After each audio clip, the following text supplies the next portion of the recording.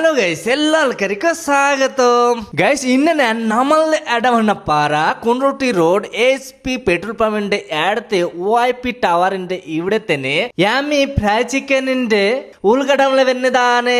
guys ഇവിടെ ഉദ്ഘാടനം ചെയ്യാതെ സയ്യിദ് അഹമ്മദ് കബീർ അൽ ബുഖാരി